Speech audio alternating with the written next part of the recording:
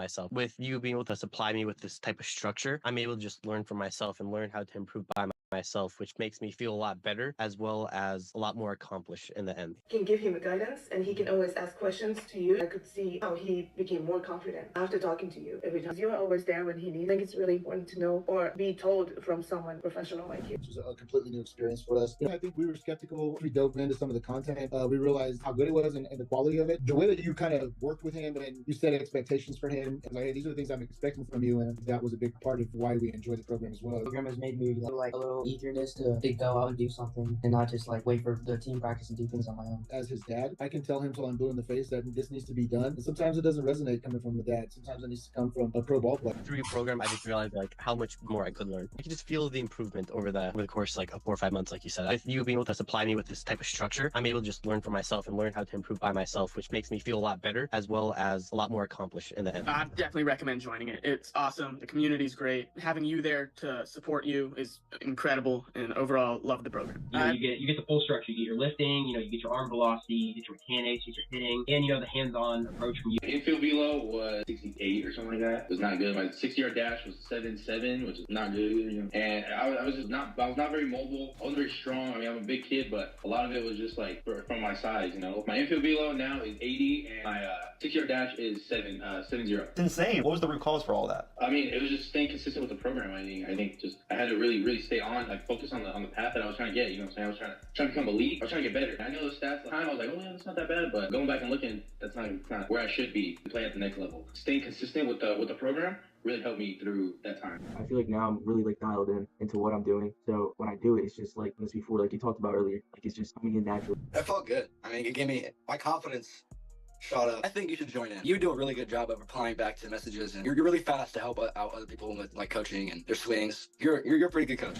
Hitting improved, touching improved, velocity went up, speed went up, everything in general went up. Before joining, I tracked my 60 time and I was running at 8.22, and then after a while, I did a showcase, and then I ran a 7.08. What do you think the leading cause for that? That's crazy jump. Probably mobility and probably the exercises that you have in your academy that allow for growth in those little tiny muscles that people forget about. I could tell I was hitting the ball a little bit harder, and then it got better and better and better, and then my speed picked up with the sprinting training and all that, and I was just getting a lot better. But before that, it was not super good. I've definitely picked up on my hitting velo. Before I joined the program, my velo was 72 off the bat, and at this showcase, I hit 80. That's insane, dude. No, so when I first saw your program, you were talking about how to get to college and how to get D1 and get recruited and all this, and that had me super interested because I'm trying to go D1 and everything, try to get a scholarship and all this, and your program definitely talks about it and helps you walk through it and get you started. Honestly, I would say like the program definitely helped me a lot. Helped me work through some things, get my visualization for games and all that, just get me prepared. Obviously, like my program's remote. Like, have you had any trouble by doing the work that I provide you?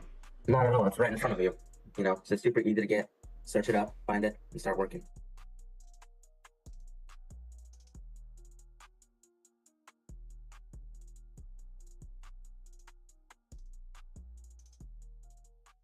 Welcome Evan Mendoza to the program. Cardinals third baseman Evan Mendoza. Giving it a look, finds the railing and he tumbles over, but he made the catch. Unbelievable, Evan Mendoza. Gran jugada en Evan Mendoza, dos joyas defensivas. Evan Mendoza makes a great rounded up the middle. Mendoza throws off the shortstop. Mendoza field spins. Mendoza throw to first in time. Wow, what a play by Evan Mendoza. Mendoza to second for one. Oh my word, you've got to be kidding. Evan Mendoza. For Mendoza lifts one to left. An inning. Mendoza, that one's sailing back there, and it's gone. All right. Let's go. Another day of coffee and baseball. I got my coffee right here. We got some Cuban espresso right there. Let's go. Hopefully I don't spill it during today's live. But one of my first things that I always love to do is move this over to the next day. Today is day 18 of 50. Guys, we're streaming every single day, making sure that I give you guys the best baseball content whatsoever. And I'm really not trying to brain rot you by watching 3-second videos telling you how to get recruited to play college baseball. Guys, my name is Evan Mendoza. I played 7 years of professional baseball. Also went through the college recruiting process and landed a D1 scholarship to NC State University. And I want to be able to give you guys as much valuable baseball content as possible. Jaden, yo, hope you're doing well. Guys, this isn't a 3-second video. I'm not trying to cram all my baseball experience into a 3-second read the caption style video. So guys, feel free to hang out with me a little bit. Jaden, if you have any baseball related questions, or really if anyone has any baseball related questions, feel free to ask them down below in the chat on the couple of other channels that we are streaming on. By the way, we're on Instagram, we're on Facebook, we are on YouTube. If you have any baseball related questions, guys, feel free to ask right now and we will hit each question. One thing I'm very, very dedicated on doing as you guys are joining in, maybe for the first time, I'm really trying to make sure that I'm as interactive with you guys as possible. So that means if you comment, I'm gonna try commenting back right away. One thing I've noticed is Instagram is a little bit slower as far as the delay than YouTube. So guys, YouTube's always going to be the best place for you to ask questions and really have a person-to-person communication style. So let's get into it. My son's a 2026 shortstop. By the way, guys, for 2027s and 2028 infielders, especially shortstops, I'm hosting a retreat late October in North Carolina. If you're interested in that, click the third link down below on my YouTube live right now. All right, 2026 shortstop. He's 5'8". Okay, he's better be a speeder. 155. He better be a speedster. Our school's already labeling him as too small. Not necessarily, right? 5'8". I just saw a post by the Milwaukee Brewers. It wasn't actually the Milwaukee Brewers actually posting this, but they have like 9 guys under 5'11", right? So if you think about it, like he's not too far off. There's like the Sam Frelick, Bryce Terang, he's pretty short. Marcus Stroman's pretty short. Altuve's pretty short. So like this isn't too bad. 155 actually isn't terrible for his height, right? Since he is a shortstop, I would be really curious on what his 60-yard dash is, what his arm velo is, because if his arm velo is 87 and his 60 time is a 6.5, like this is a D1 caliber player. It doesn't matter about this. It's really about what we're able to do as far as our athleticism, being a shortstop, being a middle infielder, and then also what is our arm abilities, right?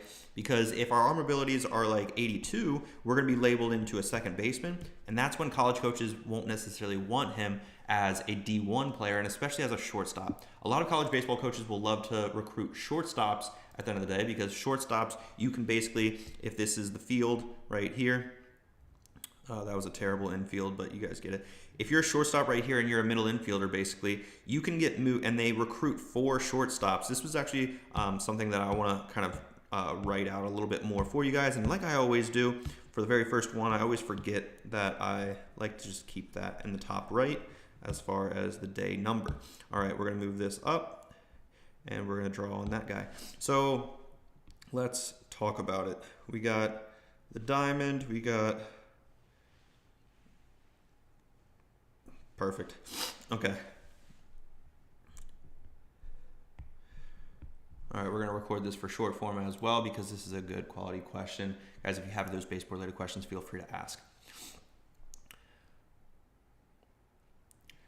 College baseball coaches really only look for shortstops, and I'm going to explain why. So if you are a shortstop and you're a pretty solid shortstop at the high school level, this is where if a college coach will recruit 4 shortstops, we're going to just use 4 as a simple number. 1 can play third base, 1 can play second base, and 1 can play first base. And talking from personal experience at NC State, we had about like 8 shortstops that were recruited in my recruiting class. 1 played short, 1 played second, 1 played third, I played third, 1 played first base. So as you start to rank up into these higher levels of baseball, especially in professional baseball, you need to have that versatility as far as the different angles that a second baseman might have to take as far as a deeper cut, so to speak. In that, lefty maybe rolls over a ball in that 3-4 hole. You need to know what that angle feels like, so that way you can be more versatile to be able to play second base. That's ultimately going to give you more playing time at the next level. So ideally, if possible, we always want to be a shortstop because college coaches love athletes and love recruiting shortstops.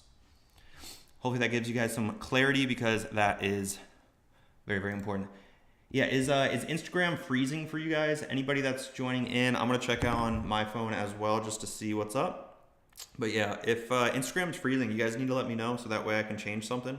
That gives you guys some clarity because it looks like we're good. A little inception of the live. My face is just like, oh. It looks like it's fine. What do you guys think?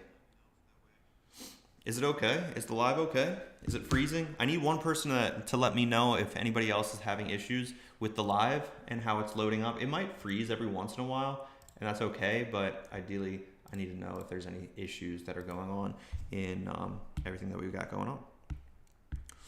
All right. Yeah, if any issues whatsoever, just let me know, especially on Instagram, guys. If you have any baseball-related questions, feel free to ask down below in the chat. And I'm curious just to spark some conversations. Anybody on YouTube, anybody on Instagram, I'm curious on where you guys are from. What state are you guys from? And then also, what's your graduation year? What year are you? Are you 9th grader, 10th grader, 12th grader? I'm curious because that's going to help me better choose topics to explain to you guys and better help you in the whole college recruiting process. Maybe focus on the mentality, maybe focus on the physical development and what we're doing actually in the gym to get bigger, stronger, faster. All right, my son's a catcher but doesn't throw out many runners. So is that killing his chances? Well, probably because his pop time isn't that great, or because his arm isn't accurate, or his arm isn't strong enough, or his footwork isn't good enough. That's great. That's a better than sign or greater than sign. So these are some areas that are definitely gonna result into not being able to throw out runners, right? And if we think about like focusing just on your pop time, like yes, that can be something to focus on, but in reality, what we need to be focusing on being a little bit more athletic, being lighter on our feet, being quicker twitch with our footwork, doing ladder drills, doing quick twitch movements rather than long distance conditioning running. And by the way, like a lot of catchers are a little bit more husky, and that is okay, but it's how our feet operate, right? You can be husky, you can be 230, right? But are we doing more long distance running to train those slow twitch muscles, or are we doing footwork to actually train those quick twitch muscles? This is how we need to be thinking if we want to develop our skills and play at the next level. Now, as far as our arm strength, ideally from a catcher standpoint, we want to be able to throw on a pop time or on a throw down, ideally somewhere in the ballpark of 82, 85 miles an hour. That's going to give us our best chance to have a solid pop time, and especially for college coaches to take you seriously. As far as arm accuracy, guys, this is the one that's completely, in my opinion, if you don't have an accurate arm, there's no excuses. Find a wall, find a ball, put some duct tape on it, and choose to basically make a little box with that duct tape, or just do a bullseye like an X. X marks the spot, and that's ultimately going to showcase your ability to focus on that target and hit that target. Understand if you're more of an arm side run type of guy, where you have that natural tail. These are the things that you'll need to understand about yourself if you want to play at that next level, guys. You're not going to be able to just play at the next level just because. You need to have the understanding of like how your ball is going to run. If you're a middle infielder, if you're especially a shortstop, if you're a third baseman coming in and crashing in for a bunt or anything like that, these are all things that you have to practice, and especially if the ball is going to tail in specific situations that I just mentioned differently. So of course you need to understand that. All right. We got a 2027 outfielder with good instincts but average speed. So good instincts could be like good plus first step quick. If that's what you actually mean. That might be coming from the parent's perspective, so that's not necessarily like means much, but to be able to actually see that first step quickness is really important. But then he has average speed. So since he's an outfielder, if he has average speed, more than likely he's going to divert from the middle of the field, maybe play left, maybe play right. Let's see what else we got going on here. Is that a deal breaker? So it's not necessarily a deal breaker, but of course, if we're talking about like the D1 all the way to D3, where does he stack up? And then even like the NAIA and JUCO, there should only be one right here for D2. But it might not necessarily be, again, it's really hard to give you guys like vanilla answers. That's why I do these lives. So like if you want to give me specifics on like what does your son run as far as average speed. So if your perspective of average speed is a 60 time with a 6.6, and that's average in your mind, that's not average, that's elite, right? And that's pretty solid for an outfielder. I'm not saying it's the best we've ever seen. The best is like a 6.2, a 6.3. Like that's really, really quick, and that's going to help you get more playing time because you can track more fly balls, you can be a pinch runner. These are all things that can help the team win ball games. So your definition of average is going to be a lot different than my definition of average. And that's where, like, guys, if you are to ask a question, whether it's on YouTube, Facebook, or Instagram, guys, ask the question with giving me the understanding as far as like where you're at with certain metrics, where you're trying to go. And then also, most importantly, like if you have that clarity on what's going on, like give me as much context as possible. And that way I can do like maybe a player spotlight. That's something that I've done where I, not necessarily take your name, but maybe your @ handle, grad year. These are all things that you need to know on the top of your hand or top of your head. Basically, like if you are or your son is in the college recruiting process, and ideally you're a parent even, this is where I think parents do need to know at the very core competency, his graduation year. And for those that are joining in and have never heard of graduation year before, so right now it's 2026, and the seniors that are about to graduate, that's what that means. If they're a junior, that's what that means. 2028, that's going to be a sophomore. So it's basically the graduation class, right? As far as the core metrics, not stats, because people don't necessarily care about stats as much. We need to know what our 60-yard dash is. And by the way, 60-yard dash is you're on yard 0, run 60 yards in a straight line on a football field. That's totally fine. Have someone time. And basically a good rule of thumb is you want to be under 7 seconds. By the way, my senior year, my best ever was a 7.4. So that wasn't the best. I was also looked at more as a pitcher, but that's for another video. Unless you guys want more clarity on that. So that's your 60. That is a critical metric. Arm velo, this is going to be depending on your position. So that could be outfield, that could be infield, that could be catcher pop time, that could just be like a right-handed pitcher off of the mound. So basically, this is just grading how hard can you throw the baseball. Guys, the reason why this is important is because baseball, in summary, is how well you can catch the ball, how well you can throw the ball, and how well you can hit the ball. Now, next up is an emerging metric. It's going to be your exit velocity, ideally off of the tee with wood. These are the things that matter the most. If you're using metal, like that's okay. But some of the higher end showcases and things like that, they would prefer that you use wood just so it's kind of a little bit more of a standardized process. Of course, there's really OP bats that are just like they're killers. I think I heard like DeMarini the Goods is like a pretty solid one. That's one of the ones that my host brother has. So like they're bats that are basically have a lot of pop one year, and then maybe the next year not so much. So that's where it's like they like to have that even playing field with wood, especially with that exit velocity in consideration. One thing that I also didn't mention is like your pop time for a catcher and things like that. If you're a PO, you're going to want to know like what your secondary pitch velo is. So like that's either a changeup or curveball or slider.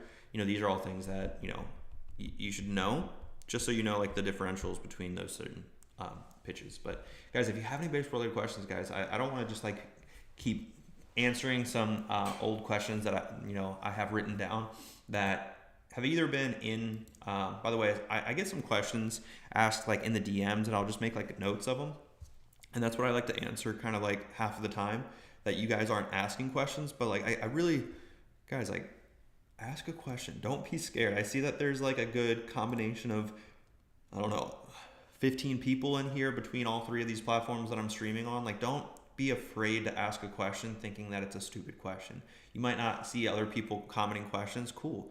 You don't want to be like everyone else at the end of the day. You don't want to get what everyone else is getting. You don't want the same results. If we really think about the average American or the average high school baseball player, let's just do that because that's on point. The average high school baseball player, guys, again, the average does not go play college. And do you really want that? So I see like a lot of people in Instagram. We got a lot of people over on YouTube. Do you want to be average? Like, yes or no? It's not that difficult. I'm not going to sugarcoat it. If we are average, we're not going to play college baseball. The stats show it. 93% don't play college. So if we're talking about average is a 50%. We're not trying to be even like the best 50% on our team. We want to be, ideally the top 1, 2, or 3 players on our high school team, our travel ball team, because that's going to at least put us in the same bucket as possibly to play college baseball. These are all things that you need to think about. So I urge you guys, to ask questions, especially if you're on YouTube, especially if you're a player, especially if you're a parent. Ask those questions. You don't have to like ask it by like talking. You can just literally type it in the chat. It's that easy. And for those that don't know why you would ask a question, or maybe you're thinking to yourself, why listen to this guy? I totally get it. Well, my name is Evan Mendoza. I'm the founder of the Mendoza Baseball Academy. We've helped over 200 high school baseball players play in college, but most importantly, like, that is the route that I took, because I went through the college recruiting process. I landed that D1 scholarship. It was not easy. I was overlooked, and I honestly got that scholarship like pretty close to my senior year of high school, which I felt like time was running out. After college, I went as a two-way. Pitching didn't work out. I converted to a third base my sophomore year, so I really only had 2 years to perform, and I landed in the 11th round by the St. Louis Cardinals. I got drafted by them. I played 7 years of professional baseball, even was one time in the World Baseball Classic representing Colombia, and that was a really cool experience. I'm also batting 1,000 in the Classic, which is pretty cool to say. I'm 1 for 1. Let's go, baby. But yeah, this is like the stuff that I want to be able to share with you guys, and also most importantly, you guys ask questions. That way I don't have to give you a vanilla answer. Like a lot of the content, and by the way, like this is where I want, chat, let me know if you resonate with this at all. Put like a baseball emoji if this makes sense.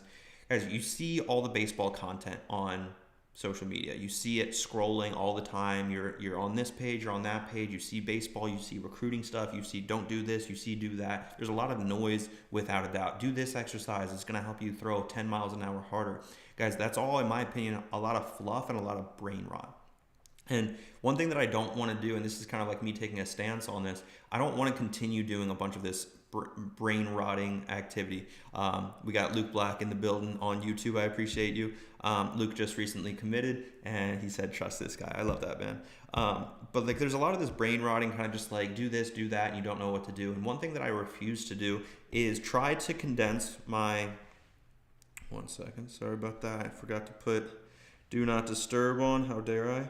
So one thing I refuse to not do is try to condense my 7-year professional career. This is 7 years, right? Into a 3-second reel. Like, how does that make sense, guys? I don't know if like you like that concept or not, but like you guys want it quick. You guys want it. I'm totally not in class watching, but you don't want it quick. Like this is quick validation, quick. What is it? Delayed gratification. Like is what we're shooting for, and what you guys are trying to get is landing a college commitment in 2 seconds, knowing what to do in 2 seconds. But then like, what are we actually doing to do that? So like, what kind of action are we really taking after we watch that video that shows us how to do this or how to do that? We got a question from Lepe.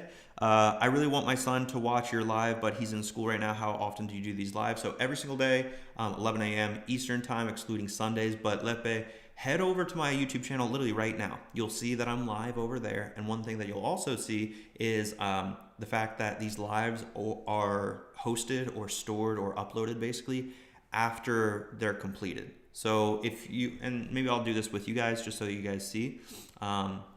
Let's do this.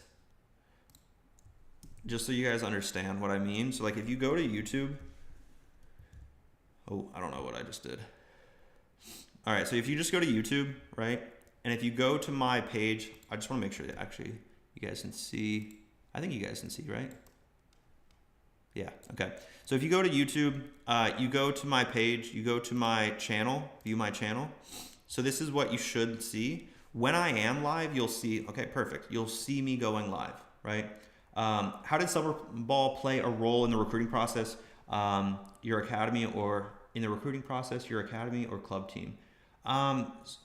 It really depends. So Gabriel Delgado, like it depends on what grade you are right now, because if you're in between your sophomore and junior year, it might make sense to focus on a little bit more on the development side. But if you're in between your junior and senior year, it's going to be really important to focus more on the recruiting strategy while you're playing travel ball, not necessarily club teams. So that's where, Gabriel, let me know what graduation year you are, and then I'll let you know. But yeah, like I said, guys, Coffee and Baseball, episode 18, so you'll be able to rewatch all these. And then especially, Lepe, if you're able to go into this live section, you'll see episode 17, 16. So you'll see the consistency of who I am. And this is something that I think is really, really important. I actually kind of took this concept, by the way. This was the very first, I think, Coffee and Baseball that I did, how to play. I need to rename these because I started, I don't know if I'm able to rename these. So this is episode 9. Let me see if I can. So that way it just looks a little bit cleaner.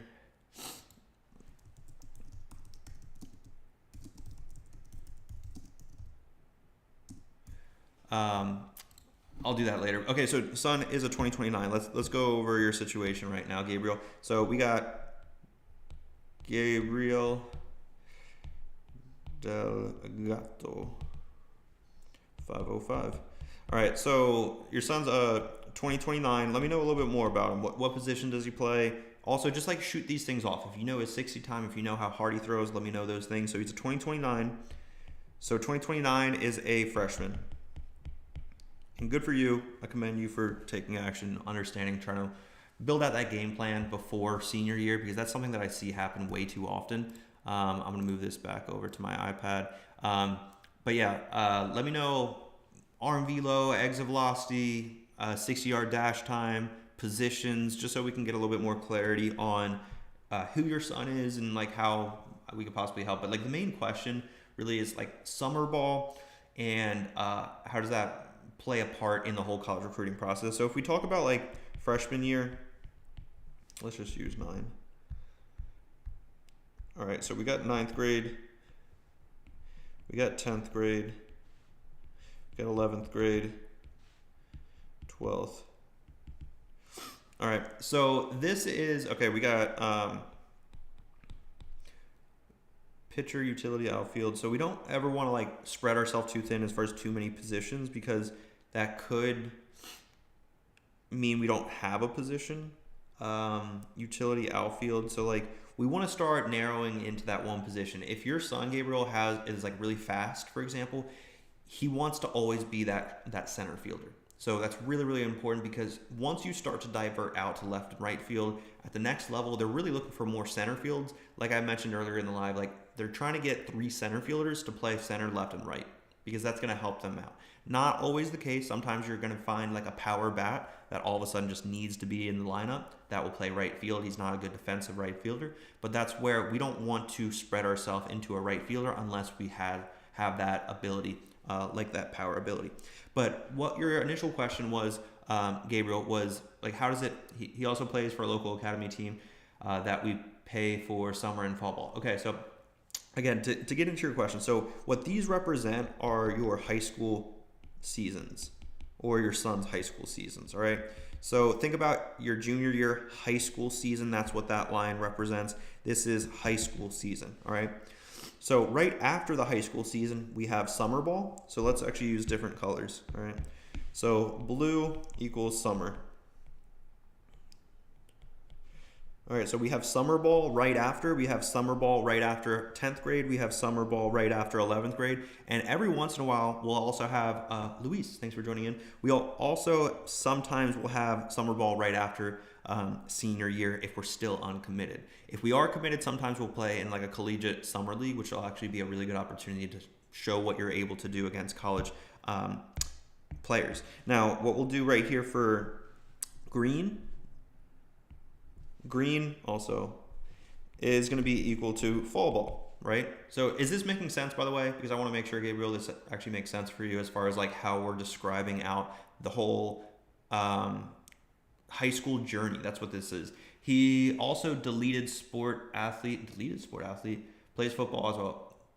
Maybe that was a typo. I'm pretty sure he's a 2-sport athlete, multi-sport athlete that plays football as well. So this is where it gets difficult. You just mentioned that you're paying for a team that does fall ball and summer ball, when reality, now we're bringing this extra variable really into it. Now pink is football.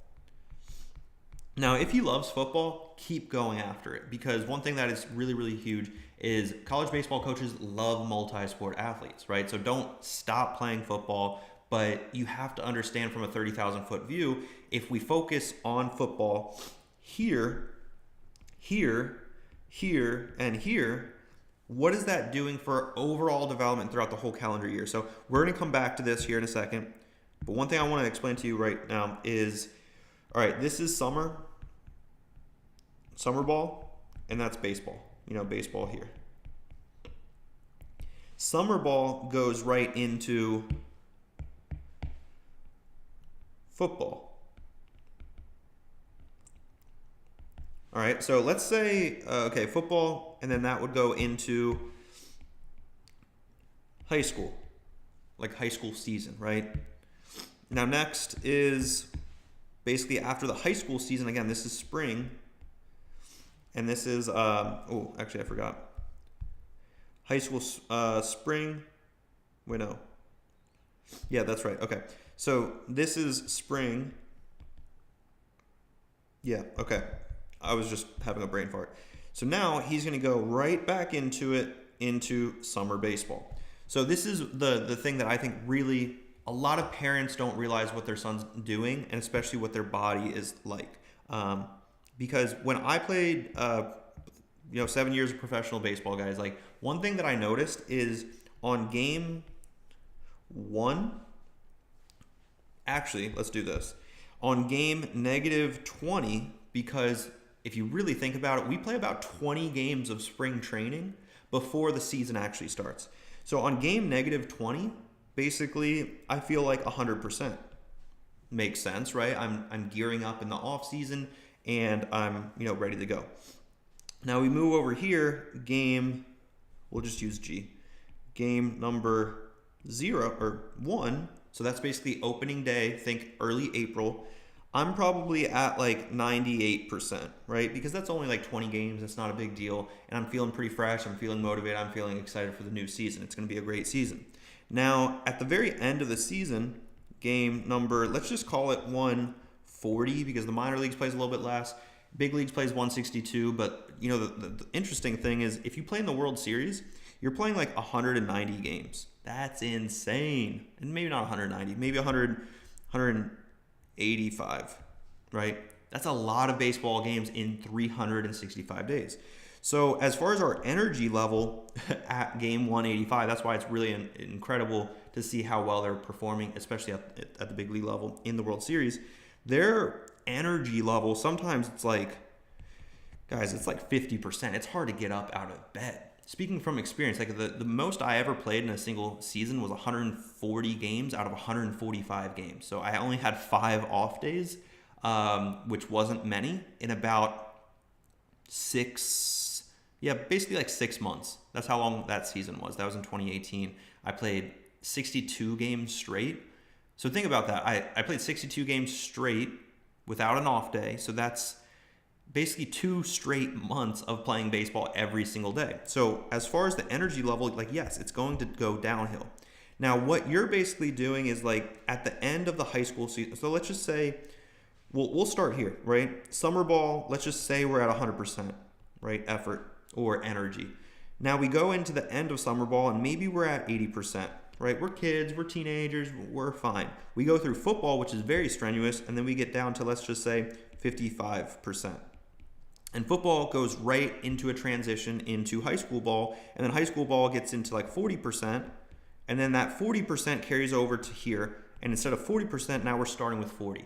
And we have no time to, regenerate that 40% energy into 100. And ideally the way that we do that is to take a break, yes, but most importantly, get after the gym and develop our skills so that way we can build strength. Because one thing that I thought was really, really interesting is it's really hard to build strength in the middle of the season. If anything, we need to understand the difference between build and maintain.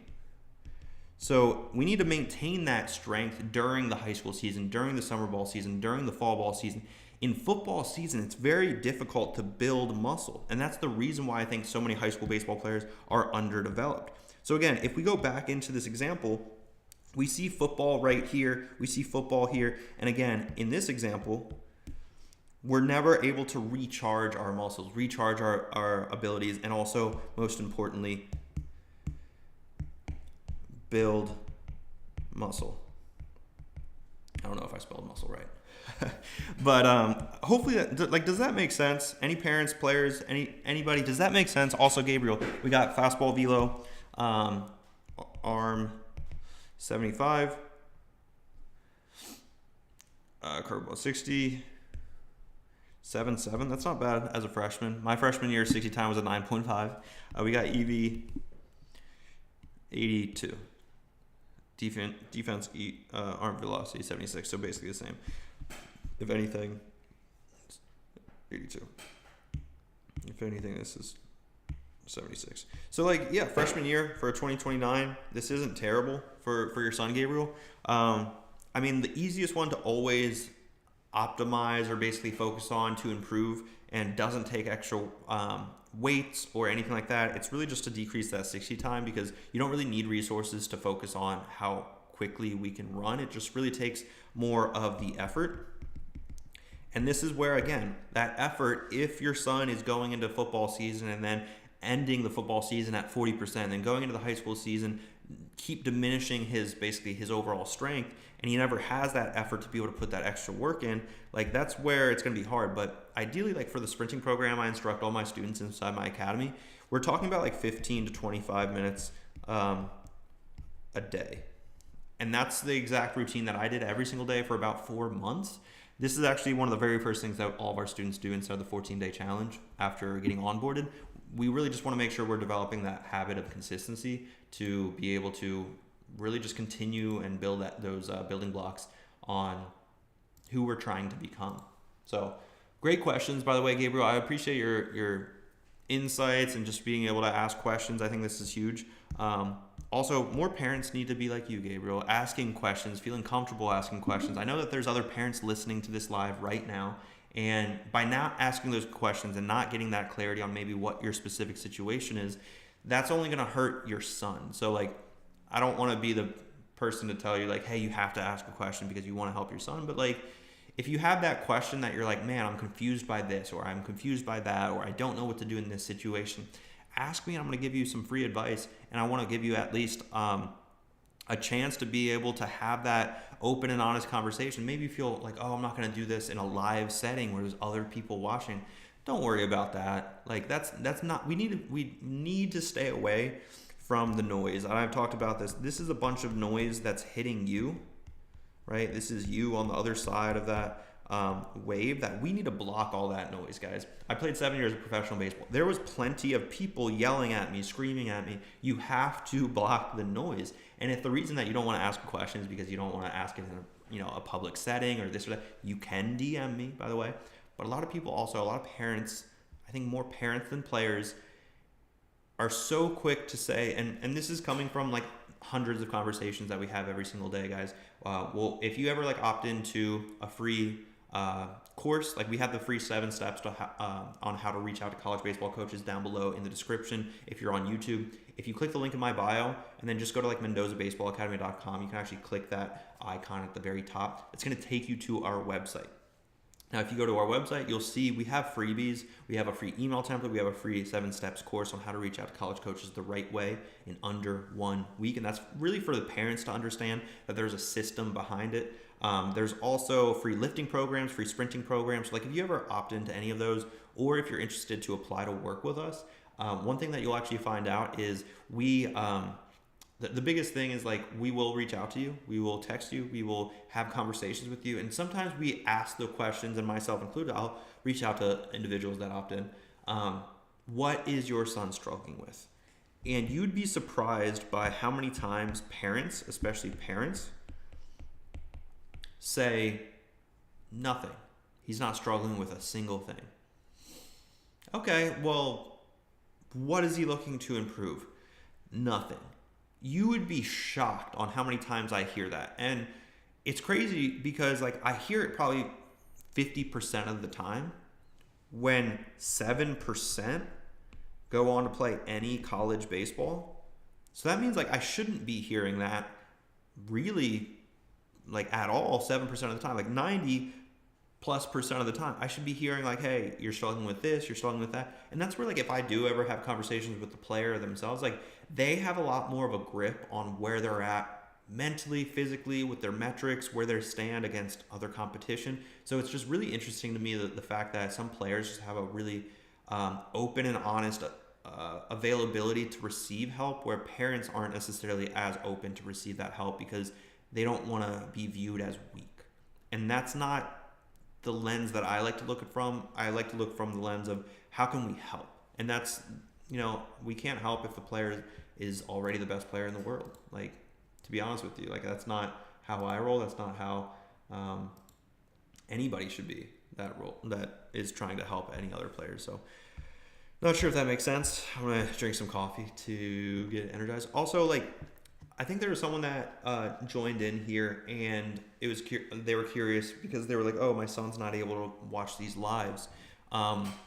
Just based off of, and this is something that I've asked like a couple of times, and I do need your guys' input to be able to make a decision because I feel very stuck. I don't know if I should do these lives at 11 a.m. specifically for the parents, so that way we can have a little bit more of an ongoing conversation specifically for the parents. And I also understand like some parents are going to be working at this time, 11 a.m. Eastern.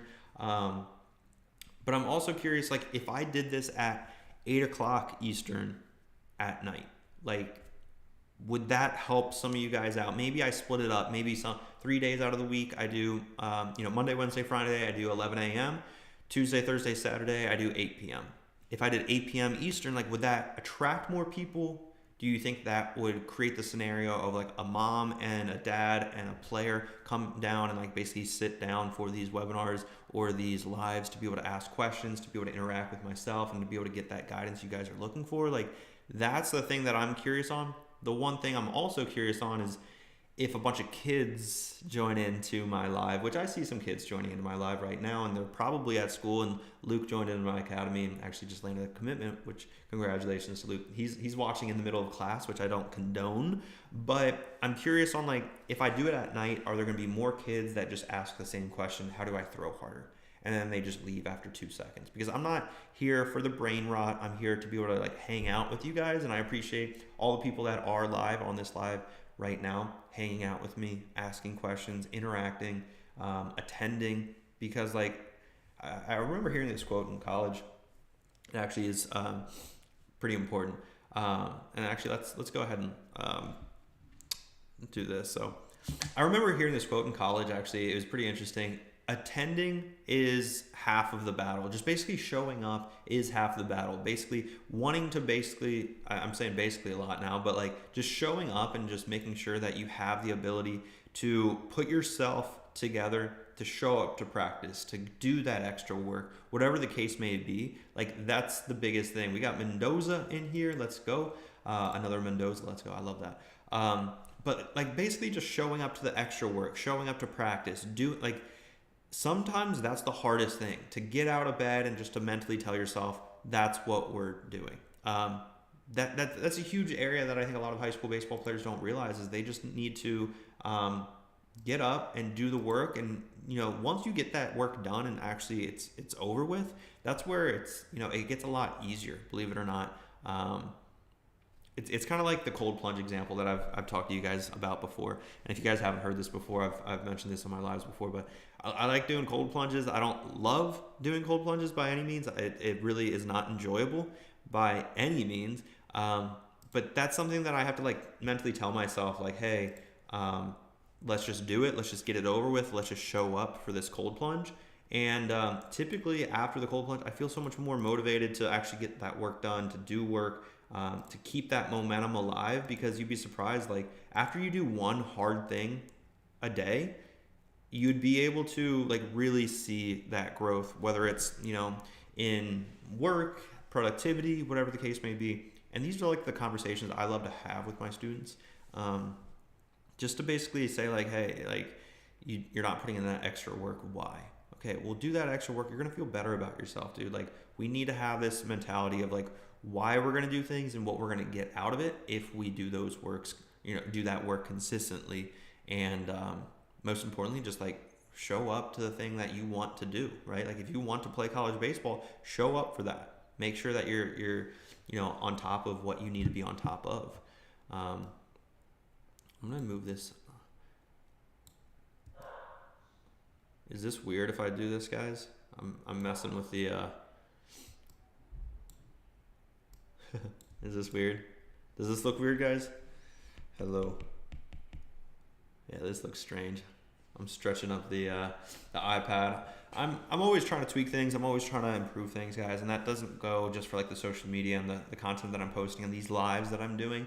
I want to be able to interact with you guys as much as humanly possible. But also inside my academy, I love hearing feedback from my students as far as what actually works well and what doesn't work well for them. So that's always something that's on the top of my mind, to make sure that you guys get the best quality experience, not only here, but then also for the students inside my academy, making sure that basically student 1 paves the way for student 2, student 2 paves the way for student 3. And that's why we've seen so much success. And that's why, like, what I'm going to go ahead and do is kind of like showcase to you guys a little bit on who we are and what we do, because this is important.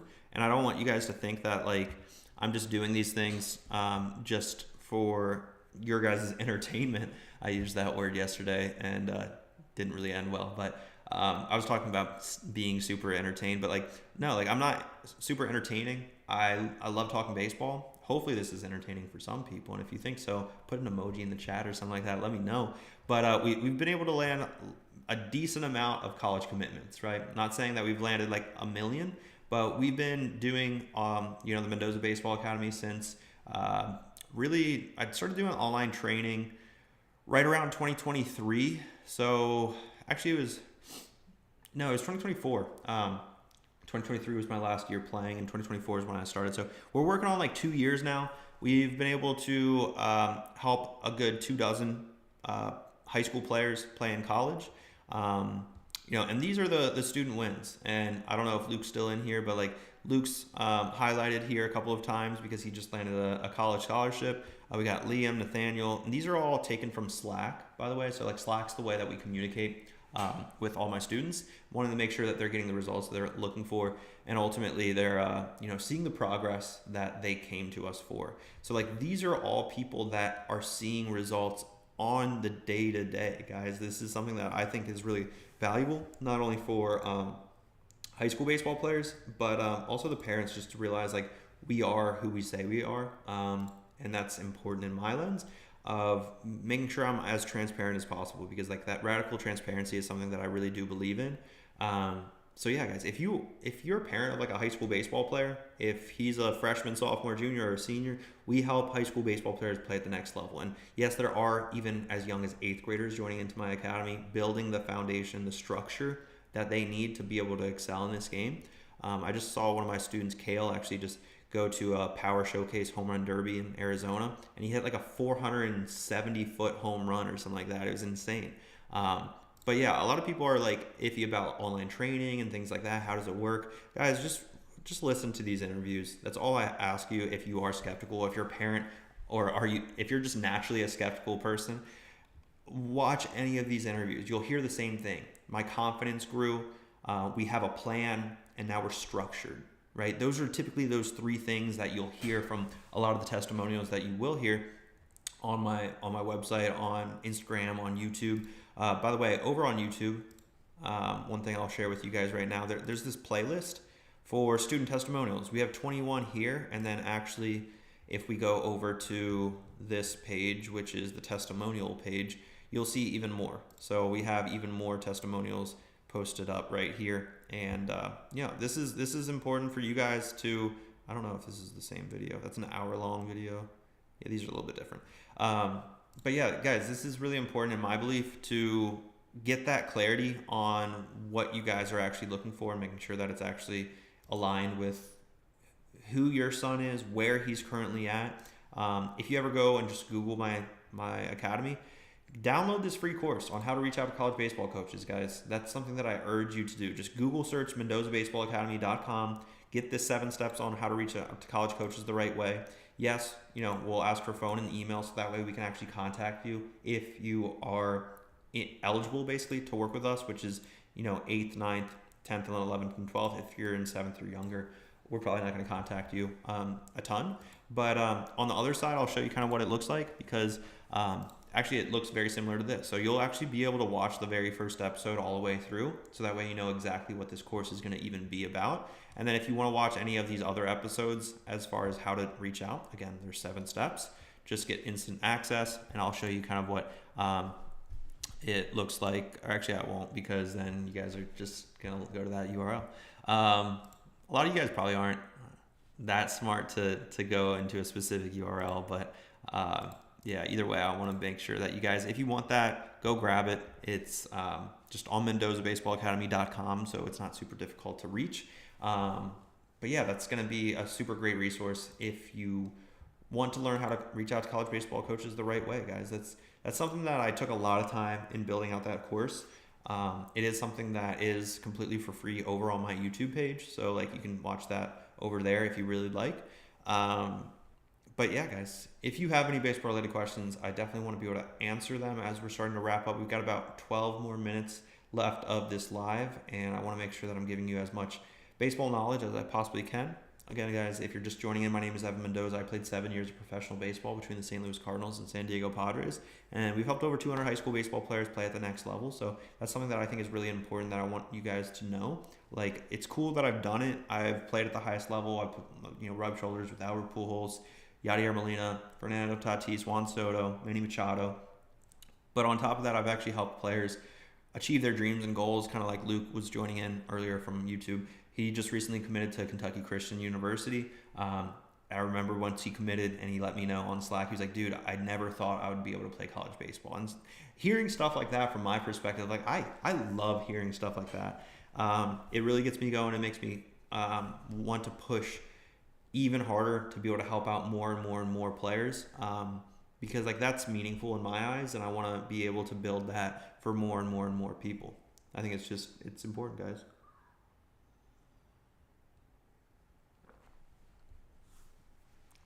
All right. Let's get a couple of other questions. All right. Hello. Forgot I wrote that. Okay, 2026 corner infield with power. So power bat, but limited range, negative range. Where does that fit? So, I mean, right with where he's at. I mean, he's a 2026, so he's a senior right now. If he's a corner infielder, and by the way, corner infielder is first base, third base, for those that don't know. When you're typically diverting away from the middle of the field, that's when power needs to be a little bit more of a priority. And considering he does have that power bat, that's always good. If he hits the ball hard, his exit velocity is probably in the upper 90s as a senior, ideally cracking probably at least 100 off of a tee with a wood bat. If he's limited on range, first base is really going to be his best fit, but at the next level, it really just depends. But this is one of the scariest profiles to be as far as a playing profile, guys. So when I say playing profile, it's basically what you bring to the table for these college baseball coaches and how you're going to help them win baseball games. So if the bat is the only thing that you bring to the table, if you hit a slump, what happens next, right? So if you're a slump, if you're a corner infield guy and you're in a slump and the only thing that you bring to the table is your power, but you're not able to make contact, and you're slumping, you're rolling over, you're striking out, you're swinging and missing, what value do you really bring to the team? Because a lot of people can do the same thing as far as swing and miss and things like that, right?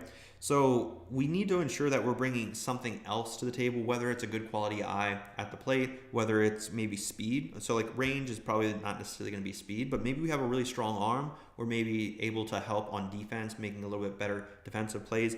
Even though we're not huge on the range side of things, we can still make quality plays, the routine plays, and that's going to help out as well.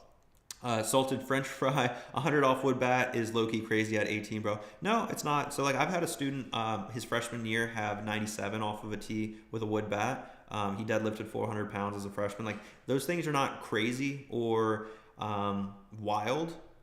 Yes, like I'll agree. Like yes, they are wild when you're not following a structured plan, when you're not getting the guidance that you need to be able to achieve those things, when you're not tracking and measuring your results, because ultimately what gets measured gets improved.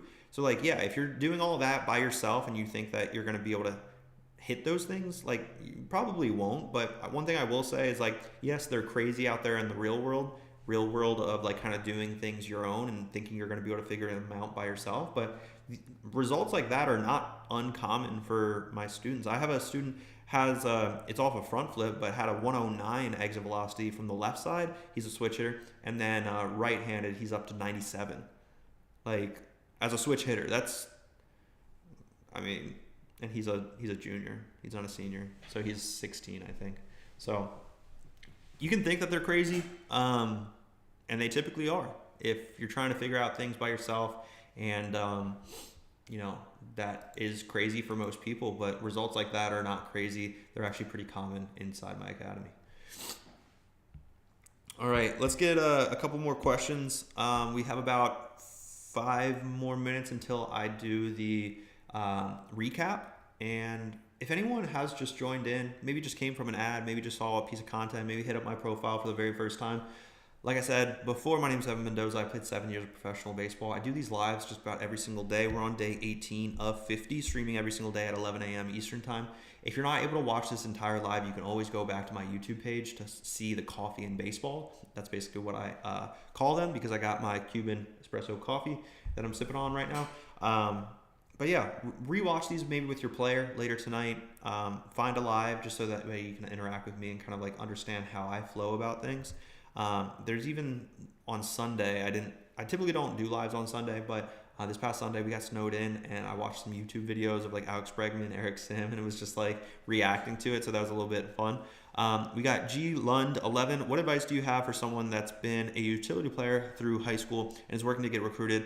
Do I try to zero in on one spot or what? So yes, absolutely. So this is actually a really common question, G Lund, and a common mistake that a lot of high school baseball players will make. So I'm actually going to go ahead and record this as a live reaction to this question because I think it's so great. So, all right, G Lund asked, what advice do you have for someone that's been a utility player throughout high school and is working to get recruited? Do I try to zero in on one spot or what? So very, very common question. Like I mentioned, this is actually a huge mistake that a lot of players and parents will make in the whole college recruiting process, especially when communicating with college coaches. So you basically list off all of these different positions that you can play. And when in reality, what these college coaches are really looking for is one of the prime time positions. And ideally, this is in the center of the field, a center fielder, a shortstop, maybe a third baseman that has converted from shortstop. If you're a catcher, of course, that's going to be a little bit different. But these are going to be the two primary athletic positions that you really want to showcase that you can play. So if you're at the high school level or if at travel ball, you're able to play shortstop, just list that you're a shortstop and maybe an outfielder, right? And shortstop being first. So now we're only picking really those two positions, showing that we can play outfield, we can play shortstop, rather than saying we can play first base, second base, third base, shortstop, right field, and left-handed pitcher or whatever, right? I'm typically not a left-handed pitcher, but this is showing like we don't have that clarity on what we even bring to the table, and it's only going to confuse the college coach if we ever reach out to a college coach. So this is where it's really important to pick like that one position that you love and you also play consistently. So that way we can showcase the best athletic position to these college coaches without diluting who we are or what we bring to the table. Hopefully that answered your question, because that's actually a really valid question. Like the reason that I read all the rough drafts, as far as the emails that go out for all of my students, is because that exact problem happens more than you know. Like you list off 4 positions or 5 positions, and in reality, that's when college baseball coaches are like, okay, well, what is your position? I remember Chips. I think you guys know who Chips is on Instagram, but like it's like, all right, welcome to tryouts. What positions are you? And he did a little bit of a skit, and it's like, I can play any position, coach. And it's like, cool, thank you for letting me know that. What position are you? And they're like, I can play anywhere, coach, wherever you want me to play. And it's like, no, I asked you a simple question. Where do you play? What is your position? And the kid just didn't understand the question of understanding like, hey, I'm trying to understand where you play so I can evaluate your skill versus the other players, maybe at a tryout or wherever the case may be. And you need to be able to answer that question confidently. So for me, if I went to a campus showcase, hey, what position are you? I'm a shortstop. Like, that's the only position I really want to be evaluated at. That's the only position I want to play. I don't want to play second base. I'm not going to tell myself I'm a utility infielder. I'm not going to tell you, like, hey, I'm a utility player. I can play wherever you want. No, absolutely not. Like, I'm going to say I'm a shortstop, period. Like, pause. That's the only thing. And then they're going to be like, oh, yeah, do you mind playing a little bit second? Like, I'd prefer, and then this is where you double down. I only play shortstop at this event. That's my main position. That's what I'm best at. And when you double down into that, that's like, oh, shoot, we want to see this guy play shortstop if he feels that confident that he's a shortstop and he's the shortstop. And the way that I always viewed it is like, I always wanted to be, the shortstop is equal to the quarterback for football, right? Always kind of like aligned with what the team's doing, get deep, no doubles defense, things like that. These are the things that I think are really, really important. But let's get into the last question before we wrap up. We got ABM, MAC. What is your opinion? Let's go ahead and record this as well. Let's get a coffee. All right, what is your opinion on a multi-sport player? My son plays basketball and baseball. He wants to do basketball in college. Some people say he should quit basketball and focus on baseball. So he wants to play college baseball. You can just get the typo. There we go. So he wants to play college baseball and not necessarily basketball. So that's where, like, again, we need to focus on the priority. So if we look back at this example, and I think you'll appreciate this, maybe you just joined in. So this was talking about Gabriel's situation, and I'll change up the color just to make it a little bit easier maybe for you guys. I need to pick a color. So we were talking about, like, he was doing football in the fall time. So green was the fall time. Pink was fall time as well. So basically, this is the high school journey, right? We got football in the fall. We got high school baseball season, sophomore year, 10th grade, 11th grade. We got the fall. Again, instead of playing fall baseball, we're doing football, and we're doing summer ball as well. That's the blue area. So now if we zoom into one specific year, this is where if we're playing summer ball, and we do move that summer ball right into, let's just say, football. In your case, it would be basketball in the winter time. And in that basketball season, we move into the high school baseball season. Now we're moving all the way back into summer baseball. So for this example, I actually kind of walked through my personal experience through professional baseball. In game -20, which, by the way, like the first day of spring training is technically day -20 because that doesn't count as an official game. So, like, yes, I'm 100% first day of spring training. Now, game 1, opening day, April 1st or whenever it is, I'm pretty high up there. But let's just say, like, our team makes the World Series. You're playing in 185 games maybe in the entire season.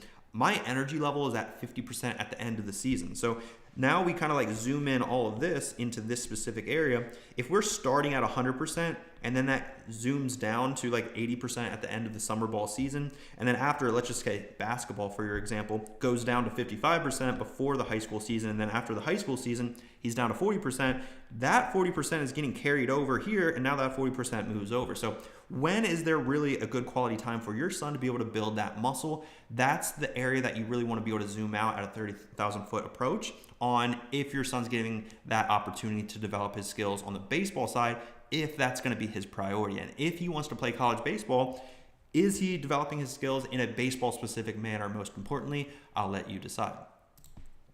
Okay, that was the last question that I'm going to answer for today's live. I appreciate the input, and also just being able to ask those questions, guys, is really, really important for you guys, and especially to get that knowledge on your son's specific situation. We have about like 60% of our students that are multi-sport athletes inside the academy, so you're not alone by asking questions like that, but having a focus on what we're actually doing in baseball, that's going to be really, really important. So let's do a quick recap.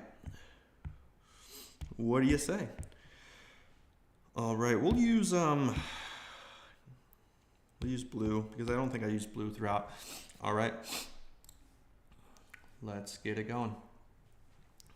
All right, recap of day 18 of 50 streaming every single day. So first topic, we really talked about how college coaches will recruit 4 shortstops, and ideally one of them will play third, one of them will play second, one of them will play first, and that's just how college baseball programs really operate. If you're a catcher with a lower pop time, it's usually because of a lack of arm accuracy, a lack of arm strength, or a lack of footwork, and ideally if we focus on the footwork and then going up to the next one, that's how we're going to be able to get the best quality pop time. If you're a 2027 outfielder and you have good instincts with a first step quickness, but you're having average speed, like this is where I was kind of frustrated, because average speed in a parent's perspective that asked this question to me might mean something completely different. So like if a parent says he's average speed, but he's running a 6.660, that's actually really solid. So like we need to get that clarity. So you need to know those metrics.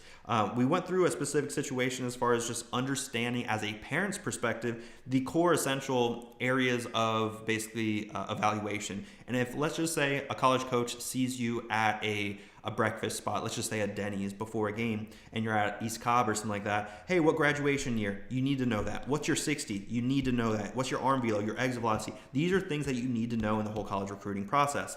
Now, if we're talking about like the majority and the average high school baseball player, we don't want to be the average high school baseball player, because the average high school baseball player does not play in college. And basically throughout my set, I always like talking to you guys about how I'm going against brain rotting content, and ideally I'm not going to try meshing my 7-year professional career into a quick 3-second video. That is not what I'm here for, and I hope you guys appreciate that. We also talked about multi-sport athletes and how in the fall time, right before the season, this is going to give us not necessarily a great time to, I know this kind of looks messy, but if we're going to summer ball, to football, to high school season, and then back around, we're never giving us a good opportunity to really build that muscle, like I just explained. Also, this is where we want to make sure like we're never going to have the ability to go from 40% back to 100% and really focus on the gym and getting bigger, stronger, and faster. This was a specific situation as far as arm velo, exit velocity, and 60 time for a 2029. This again was a multi-sport athlete, so as far as the effort to be able to put in some work on the sprinting side is really important. This is us just making sure that we eliminate all the noise as far as the distractions. Yeah, again, like 7% will play college baseball, guys. That's really important. 2026 corner infield with a power bat, that's always a positive, but it's at risk because if we ever hit a slump and that's the only thing, especially if we're limited on the range, this is where we want to make sure that we're providing more to the team, more to be able to help our team win. Now, if we're talking about, again, this was if we play multiple positions, we don't want to list off all these different positions to these college coaches. Ideally, we want to pick like 2. And ideally stick to the most athletic position. So like shortstop, center field, that's of course if you play shortstop or center field, and in that way it looks a lot more clean rather than putting all of the positions that you can possibly play. It's nothing more frustrating when a college coach or someone asks, hey, what positions you play? And you respond with, hey, I can play any position. It's like, okay, well, what's your position? We want that answer when we ask that question. Hopefully that helps. See you on the next one. All right, that was a little bit of a longer recap, but like I said, I'll see you on the next one, guys. Hopefully you enjoyed it. If you guys ever want the recording for these lives, just head over to my YouTube channel, and that's where everything's going to be hosted. And like I said, I'll see you on the next one. Welcome Evan Mendoza to the program. Cardinals third baseman Evan Mendoza. Giving it a look, finds the railing and he tumbles over, but he made the catch. Unbelievable, Evan Mendoza. Gran jugada en Evan Mendoza, 2 joyas defensivas. Evan Mendoza makes a great Rounded up the middle. This is Mendoza throws off the shortstop. Mendoza field spins. Mendoza throw to first in time. Wow, what a play by Evan Mendoza. Short. Mendoza to second for 1. Oh my word, you've got to be kidding. Evan Mendoza. For Mendoza lifts one to left. An inning. Mendoza, that one's sailing back there, and it's gone. Now, those are some of the plays and the insights of playing baseball at the highest level, not just posting about it. Now, let's flip the script. Here's what my students and families